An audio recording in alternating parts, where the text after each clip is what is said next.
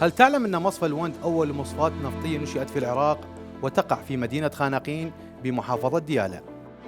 على ضفة نهر الوند الجنوبية، بدأ شركة نفط خانقين المحدودة في أوائل عام 1926 وتم تشغيله في عام 1927 بطاقة تكريرية تبلغ حوالي 12 ألف برميل يومياً. وكان مصفى الوند يعد من أهم المنشآت النفطية في العراق، حيث ساهم في تلبية احتياجات السوق المحلية من المنتجات النفطية مثل البنزين والكيروسين ونفط الأبيض والأسود.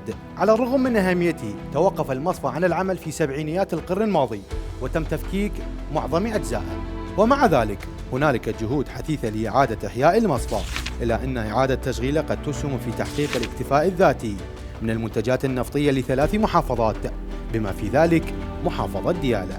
قضاء خانقين من المدن النفطية المهمة في العراق، حيث تمثل ثاني أكبر منطقة نفطية في شمال العراق بعد محافظة كركوك، وتضم حقل نفط خانة ومصفى الوند.